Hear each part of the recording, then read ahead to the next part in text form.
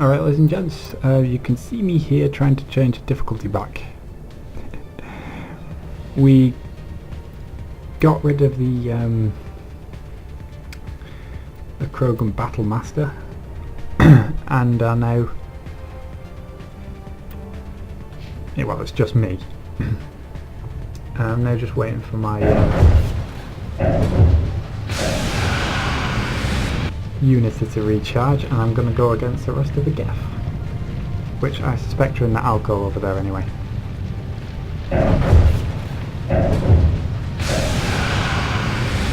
So to get the Battle Master, I simply stasis him as much as I possibly could, have him in place while I killed the rest of the Geth.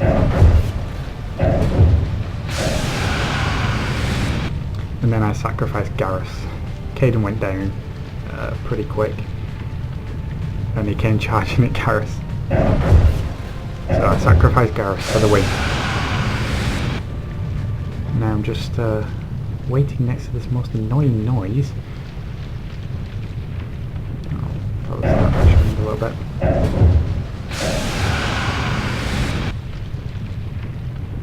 So yeah, we're just waiting for Garrus, so we can get Garrus and Caden back on their feet. I don't want to charge round at this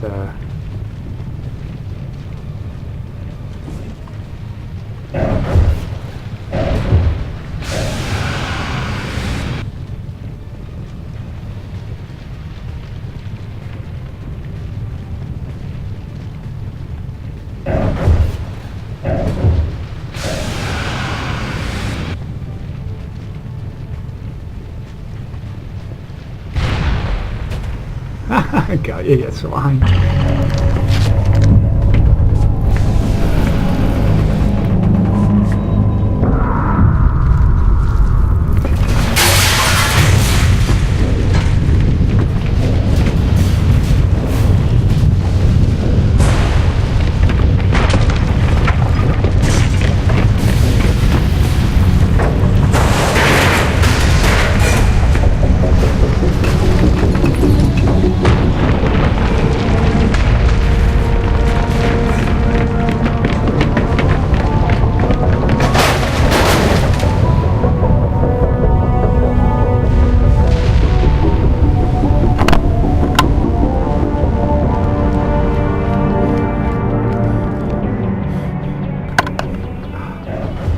Finally.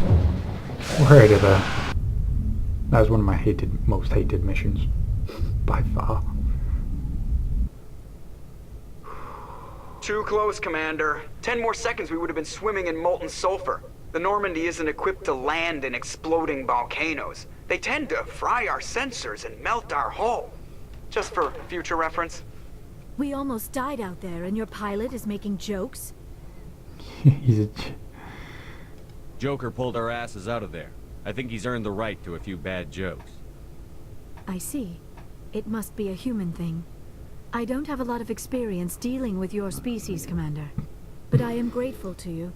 You saved my life back there, and not just from the volcano. Those Geth would have killed me or dragged me off to Saren. What did Saren want with you? Do you know something about the conduit? Only that it was somehow connected to the Prothean extinction. That is my real area of expertise. I have spent the past 50 years trying to figure out what happened to them. How old are you exactly? I hate to admit it, but I am only 106. Damn! I hope I look that good when I'm your age. A century may seem like a long time to a short-lived species like yours, but among the Asari I am barely considered more than a child. That is why my research has not received the attention it deserves.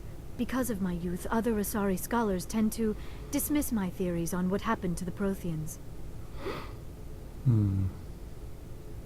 I might know. I've got my own theory on why the Protheans disappeared. With all due respect, Commander, I have heard every theory out there. The problem is finding evidence to support them. The Protheans left remarkably little behind. It is almost as if someone did not want the mystery solved. It is like someone came along after the Protheans were gone and cleansed the galaxy of clues. But here is the incredible part. According to my findings, the Protheans were not the first galactic civilization to mysteriously vanish. This cycle began long before them. Where'd you come up with this theory? I thought there wasn't any evidence. I have been working on this for 50 years. I have tracked down every scrap and shred of evidence. Eventually, subtle patterns start to emerge. Patterns that hint at the truth. It is difficult to explain to someone else. I cannot point to one specific thing to prove my case. It is more a feeling derived from a half-century of dedicated research. But I know I'm right, and eventually I will be able to prove it. There were other civilizations before the Protheans. This cycle has repeated itself many times over. Interesting.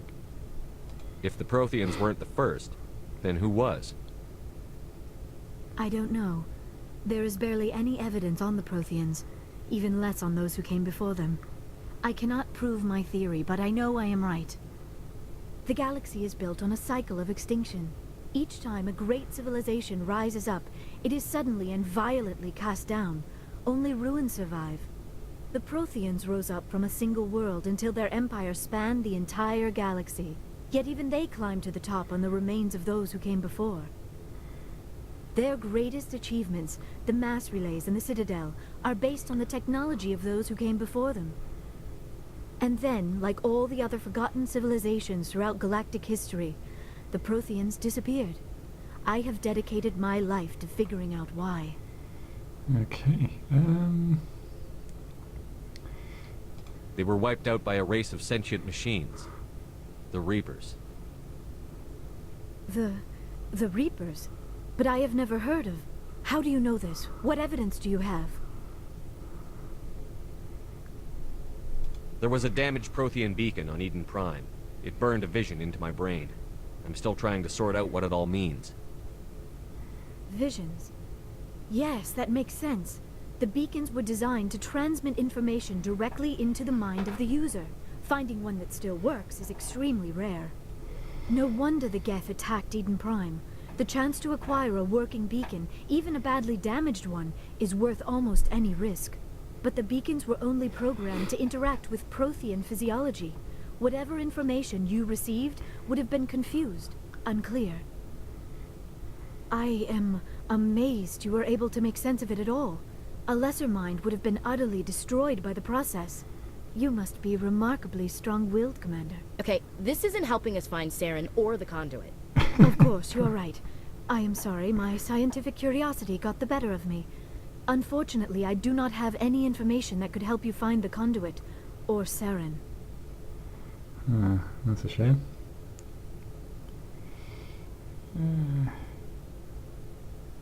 I don't know why Saren wanted you out of the picture, but I think we'll be a lot better off if we bring you along. Thank you, Commander. Saren might come after me again. I cannot think of anywhere safer than here on your ship. And my knowledge of the Protheans might be useful later on. And her biotics will come in handy when the fighting starts. Do that. Good to have you on the team, Liara. Thank you, Commander. I am very grateful. Oh, I am afraid I am feeling a bit lightheaded. When was the last time you ate? Or slept?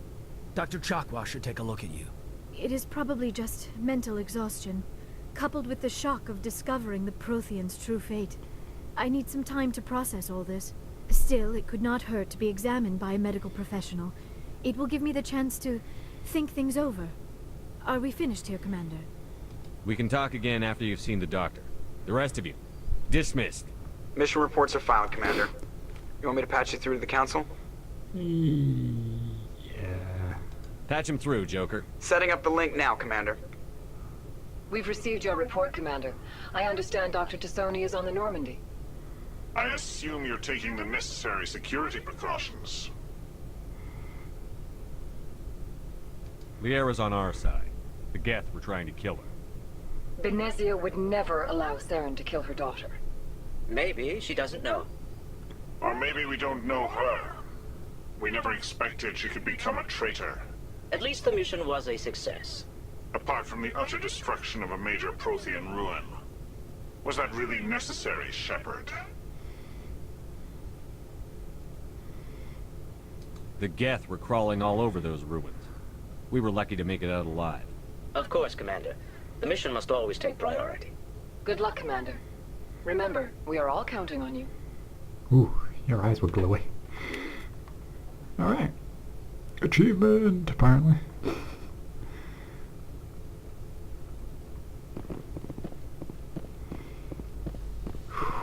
So now I can calm down. Things are back to relative normality.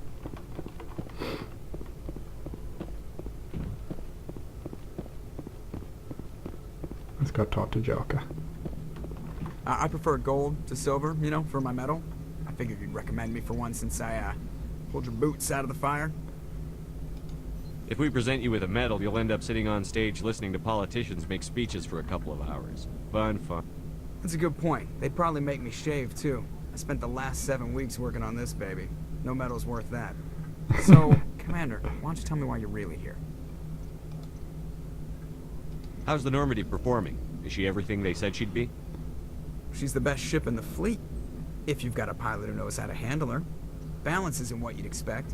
Takes a while to get used to that oversized drive core we got stuffed in the back, and her power can sneak up on you if you're not careful. The Normandy's probably too much ship for your average Alliance pilot, Commander. Lucky for you, I'm anything but average. I like to know my crew. Mind if I ask you a few questions? I can see where this is going. You did a background check on me, didn't you? Well, I'll tell you the same thing I told the captain. You want me as your pilot. I'm not good. I'm not even great. I am the best damn helmsman in the Alliance fleet. Top of my class in flight school, I earned that. All those commendations in my file, I earned every single one. Those weren't given to me as charity for my disease. I'm sorry, Joker. I didn't even know you were sick. You mean you didn't know? Oh, crap. Okay, I've got Vrolik syndrome, brittle bone disease. The bones in my legs never develop properly. They're basically hollow, too much force and they'll shatter. Even with crutches and my leg braces, it's hard to get around. One wrong step and crack! It's very dramatic. But I've learned to manage my condition, Commander. Put the Normandy in my hands and I'll make her dance for you. Just don't ask me to get up and dance unless, you know, you like the sound of snapping shin bones. Oh. Why does everyone call you Joker? It's a lot shorter than saying Alliance Flight Lieutenant Jeff Moreau. Plus, I love to make little children laugh. I was just thinking how much you remind me of Santa Claus. Look, I didn't pick the name. One of the instructors in flight school used to bug me about never smiling. She started calling me Joker, and it stuck. Why didn't you ever smile? Hey, I worked my ass off in flight school, Commander. The world's not gonna hand you anything if you go around grinning like an idiot. By the end of the year, I was the best pilot in the academy. Even better than the instructors, and everybody knew it. They'd all got their asses kicked by the sickly kid with the creaky little legs. One guess who was smiling at graduation? I need to know more about this Vrolik syndrome if I'm putting my ship in your hands. Yeah, of course you do. It's an extremely rare condition. Nobody knows exactly what causes it. Genetic, maybe. It's treatable, but there's no cure. They classify my case as moderate to severe. I was born with over a dozen fractures, hip, thighs, ankles. My bones were already breaking in the womb. 100 years ago, I wouldn't have survived past my first year. Lucky for me, modern medical science has turned me into a productive member of society.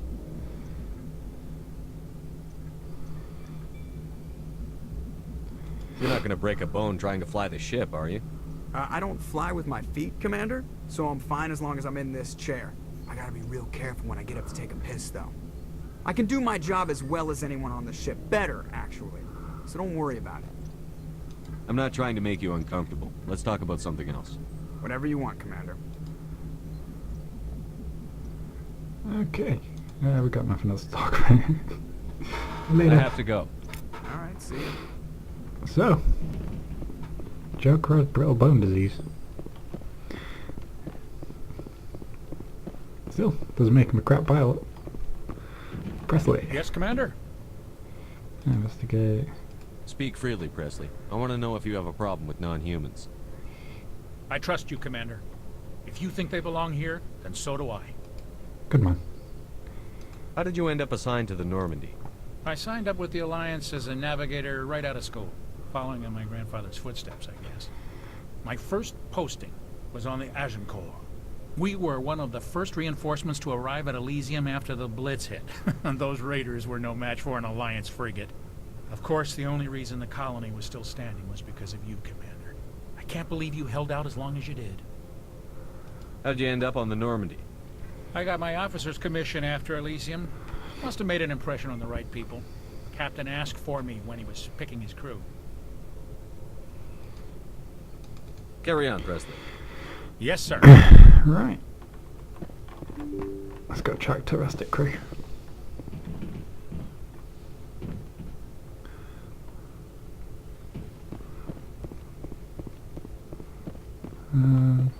Start with Caden. Good on.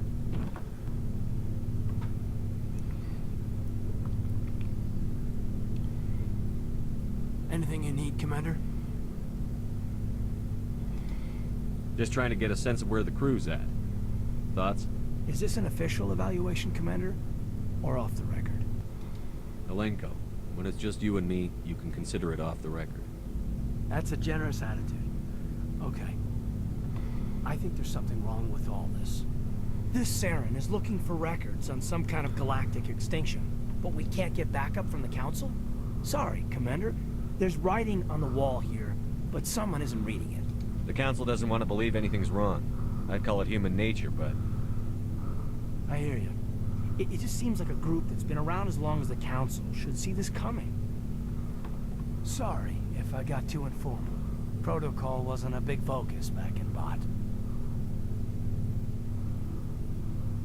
Tell me about it. Biotic acclimation and temperance didn't last past the airlock. To the kids they hauled in, it was brain camp. Sorry, hauled in is unkind. We were encouraged to commit to an evaluation of our abilities so an understanding of biotics could be compiled. There are worse results of accidental exposure to element 0 in the womb. Beats the brain tumors some kids grew up with.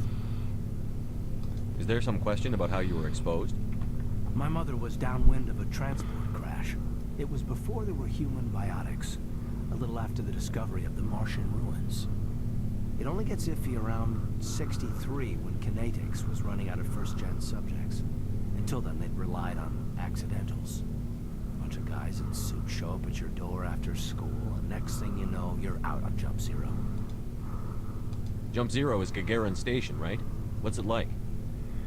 Yeah, that's the official name. Biggest and farthest facility we had for decades. Right on the termination shock, the outer edge of the solar system. It's where they did all the Goose Chase FTL research before we caught on to using mass effect fields.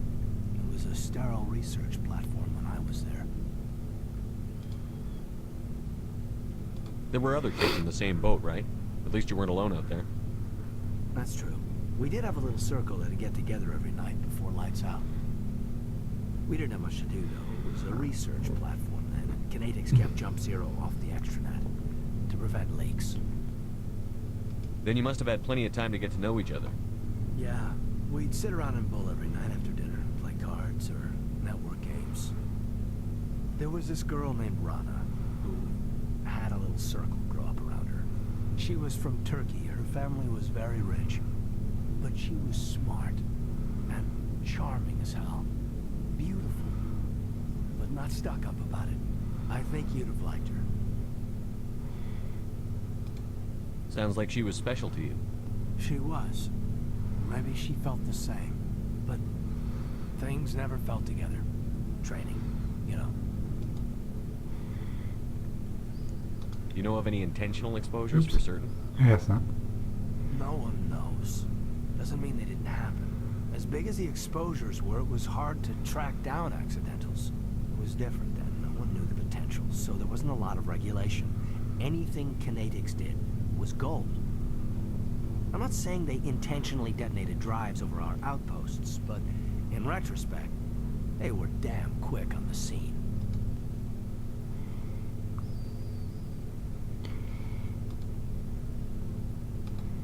Jump Zero is a long way from home. What was it like? The grand gateway to humanity looks a lot better in the vids. But that's my own baggage, Commander. No bearing on this. Alenko, there's no regulation that says you can't be friends with your commander. I appreciate that, Commander. I just don't want you to think that I'm a whiner. Besides, I've got my past squared away. Right. There's a bit of it, kid. Boom. What have we got? Edge 2 and Striker 2.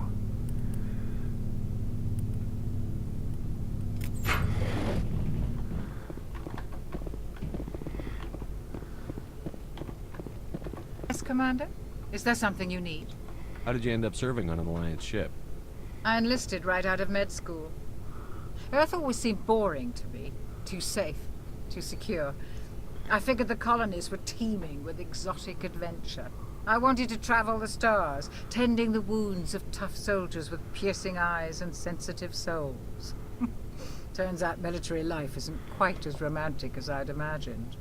But humanity needs the Alliance if we want to keep expanding through the Traverse, and the Alliance always needs good doctors. So I stayed on to do my part. Ever think you made the wrong choice? Sometimes I think about opening a private practice back on Earth. Or maybe taking a position at one of the new med centers out in the colonies. But there's something special about working on soldiers. If I left the Alliance now, I'd feel like I was abandoning them. How well do you know the Lieutenant? I'd never worked with him before this mission. But he has an impressive service record. Over a dozen special commendations. Tends to keep to himself, though. Maybe because of the headaches. It's not easy being an L2. What does that have to do with it? Well, most biotics now use the L3 implants. Lieutenant Alenko was wired with the old L2 configuration. Sometimes there are complications. What kind of complications? Severe mental disabilities, insanity, crippling physical pain. There's a long list of horrific side effects. Clayton's lucky. He just gets migraines. I should go. Goodbye, Commander. Interesting. Might have to talk to him about that.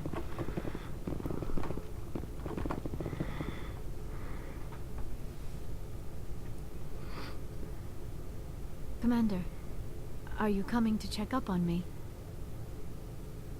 You look much better. How are you feeling? Dr. Chakwas assures me I am going to be fine. I was impressed with her knowledge of Asari physiology. You're in good hands. Dr. Chakwas knows what she's doing. I never properly thanked you for saving me from the Geth, Commander. If you hadn't shown up, I'm just glad we got there in time. So am I. I know you took a chance bringing me aboard this ship. I have seen the way your crew looks at me. They do not trust me. But I am not like Benezia. I will do whatever I can to help you stop Saren. I promise. Don't worry, Liara. I trust you. I know you won't let me down. It means a lot to hear you say that, Commander. Thank you. Do you know why Benezia joined up with Saren? I don't understand it. She was always outspoken about the need for the Asari to become more involved in shaping galactic events. Maybe she thought allying herself with Saren would somehow be for the greater good in the long run. At least I hope so. I'd like to know more about the Asari. We were the first species to discover the Citadel. We were instrumental in forming the Council, and we always strive to be the voice of peaceful cooperation in galactic disputes. My people believe we are all part of a single galactic community. Each species contributes something to the greater whole. Although we seek to understand other species, it seems few of them seek to understand us. The galaxy is filled with rumors and misinformation about my people. Like what? Most of the inaccuracies are centered around our mating rituals. My species is monogendered. Male and female have no real meaning for us. We still require a partner to reproduce. This second parent, however, may be of any species and any gender. I don't understand. Your species can mate with anyone? Mating is not quite the proper term, not as you understand it. Physical contact may or may not be involved, but it is not an essential element of the union. The true connection is mental. Our physiology allows us to meld with other beings. We can touch the very depths of their minds. We explore the genetic memory of their species. We share the most basic elements of their individual and racial identities. We then pass these traits on to our daughters.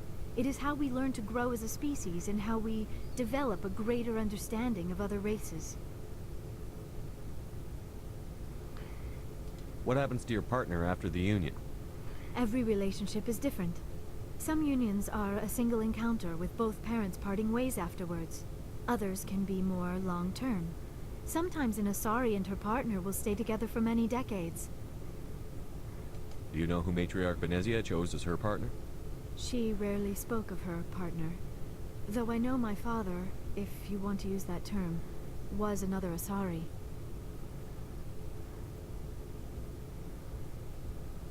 Venezia never told you her partner's name? Union with our own kind is no longer common, not for the purposes of reproduction. Most Asari believe it weakens our species. Asari daughters inherit racial traits from the father species.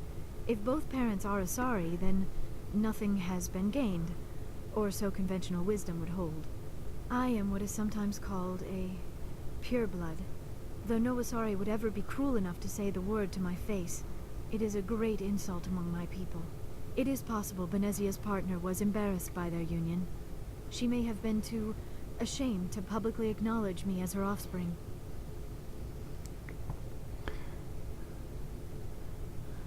Maybe she wanted to meet you, but couldn't.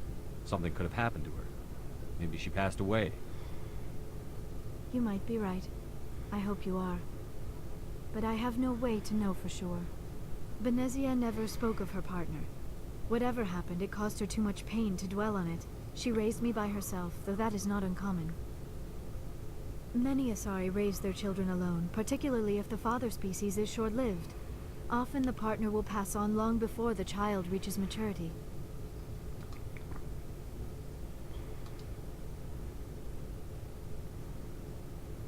You Asari live for 1,000 years. What happens when your partner dies? Few sapient species live as long as my kind. We have learned to take a philosophical approach to our unions. We do not focus on the inevitable loss of our partners. Instead, we enjoy the time we spend with them. And even after they're gone, a part of them lives on in us. The union is a connection that transcends both time and space. I should go. Goodbye, Commander. Kind of interesting, I suppose. Let's go downstairs and talk to Ash and Garrus.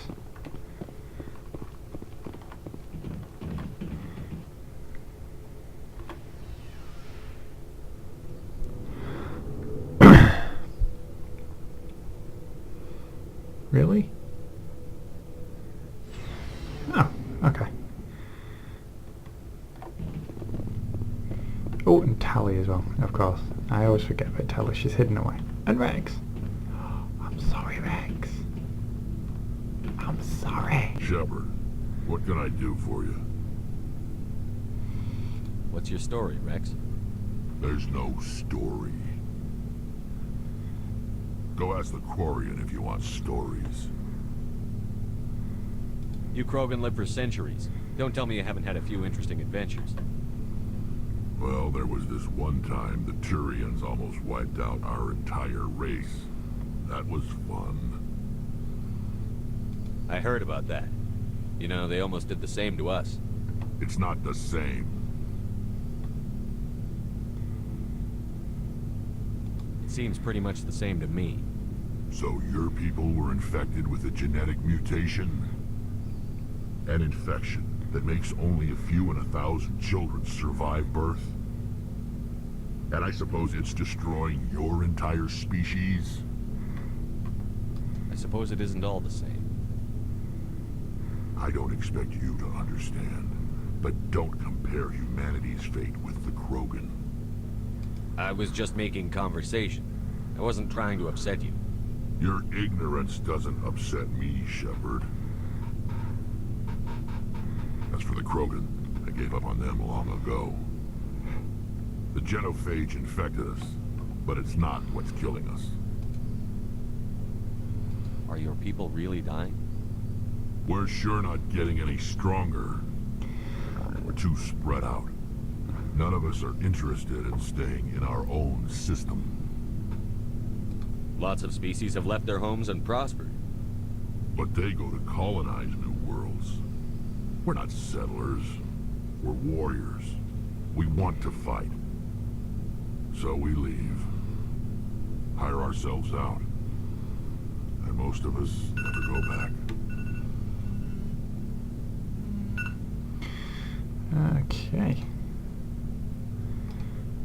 What can you tell me about the genophage? Ask the Solarians if you want details. They made it. All I know, it makes breeding nearly impossible. Thousands die in stillbirth, and most never get that far. Every Krogan is infected, every one. And no one's rushing to find a cure. Why don't the Krogan try to find a cure? When was the last time you saw a Krogan scientist? You ask a Krogan, would he rather find a cure for the genophage or fight for credits? He'll choose fighting every time. It's just who we are, Shepard. I can't change that. Nobody can. So long, Rex. Shepard. Huh, that's a bit depressing. Commander, you have a minute to talk? I keep an open door policy. If you have any concerns, lay them on me. Grr. All right. I know things are different aboard the Normandy, but I'm concerned about the aliens, Vicarian and Rex. With all due respect, Commander, should they have full access to the ship? They may not serve the Alliance, Chief, but they're allies. At least as far as Saren goes. This is the most advanced ship in the Alliance Navy. I don't think we should give them free rein to poke around the vital systems. Engines, sensors, weapons.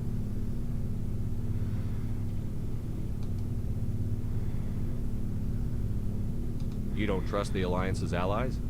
I'm not sure I'd call the Council races allies. We, humanity, have to learn to rely on ourselves. Standing up for ourselves doesn't mean standing alone. I don't think we should turn down allies. I just think we shouldn't bet everything on them staying allies. As noble as the Council members seem now, if their backs are against the wall, they'll abandon us. You've got a pessimistic view of the universe, Williams. A pessimist is what an optimist calls a realist. Look, if you're fighting a bear and the only way for you to survive is to sick your dog on it and run, you'll do it. As much as you love your dog, it isn't human. Aww. It's not racism, not really. Members of their species will always be more important to them than humans are. These seem like deeply held beliefs, Williams. What made you think this way? My family's defended the Alliance since it was founded. My father, grandfather, great-grandmother, they all picked up a rifle and swore the oath of service. I guess we just tend to think of Earth's interests as our own. It doesn't sound like you've worked with aliens before. No, sir. Mainly I've been groundside, part of the surface garrison forces. I did get a rotation on a space station for training. Every Marine a rifleman, every rifleman ZG certified. That's odd. Your record is spotless and your technical scores are exemplary. You should be serving with the fleet. Anyway, that's why I haven't served with many aliens, Commander. I come from a military family too. My parents were both Navy. Anybody in your family we might know? Couldn't say, Commander. We probably have a lot in common. You join up to carry on the tradition? Mainly I wanted to serve. Protect the Alliance, save lives, you know. Glad to hear it. I'd hate to think you were out here for a free college education. All right. I can see where your concerns are coming from, Williams. But this is a multilateral mission. You're going to have to work with aliens, like it or not. It won't be a problem, Commander. You say jump, I say how high. You tell me to kiss a Turian, I'll ask which cheek. Would you kiss anyone I ordered you to? That depends, sir. If you ordered me to kiss a superior officer, that would be a violation of the regs concerning fraternization. That would make it an illegal order. I'd be required to decline and relieve you of command. Sir. What's your opinion on the last mission? Not sure I buy Dr. Tassoni's story about her and her mom not talking. They're family, right? I think she's being straight with us. Or at least, I don't think she lies very often. Yeah, she's probably really bad at it.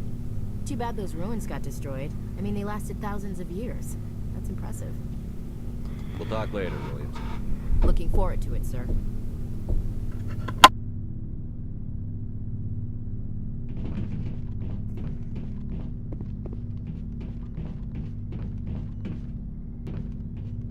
Commander, nice work out there.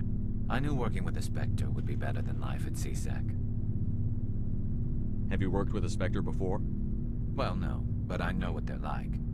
Spectres make their own rules. You're free to handle things your way.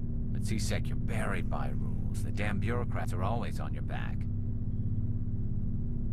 For the most part, the rules are there for a reason. Maybe.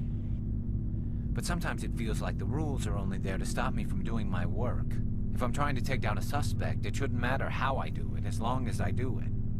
But CSEC wants it done their way. Protocol and procedure come first. That's why I left. So you just quit because you didn't like the way they do things? There's more to it than that. It didn't start out bad, but as I rose in ranks, I got saddled with more and more red tape. CSEC's handling of Saren was typical. I just couldn't take it anymore. I hate leaving. I hope you made the right choice. I'd hate for you to regret it later. Well, that's sort of why I teamed up with you. It's a chance for me to get off the Citadel, see how things are done outside CSEC. Either way, I plan to make the most of this. And without CSEC headquarters looking over my shoulder, well, maybe I can get the job done my way for a change. As long as you do your job well, you're free to go about your business as you see fit. Thank you, Commander. Yeah. I don't care about you.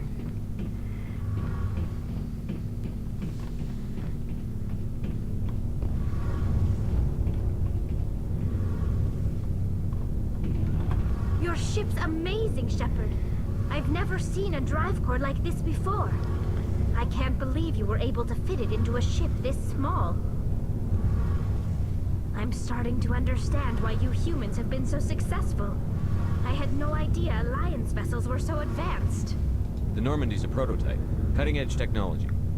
A month ago, I was patching a makeshift fuel line into a converted tug ship in the flotilla.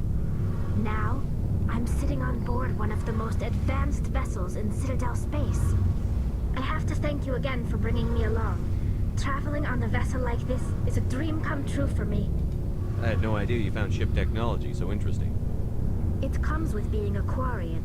The migrant fleet is the key to the survival of my people. Ships are our most valuable resource. But we don't have anything like this. We make do with cast-offs and second-hand equipment. We just try to keep them running for as long as we can. Some of the fleet's larger vessels date all the way back to our original flight from the get. I can't believe your fleet's still using ships that are 3 centuries old. Constantly being repaired, modified, and refitted. They aren't pretty, but they work. Mostly. We've tried to make ourselves as independent as possible on the flotilla. Grow our own food, mine, and process our own fuel. But some things we just can't make on our own. A patch to maintain the hull integrity requires raw materials we just don't have.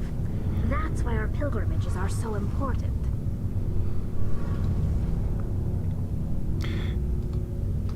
I should go. See you later. We'll ask all that another time because I'm out of time for this session, so join me again next time for some more Mass Effect, and hopefully I will not get stuck on a fight for friggin' nearly an hour. So, see you next time.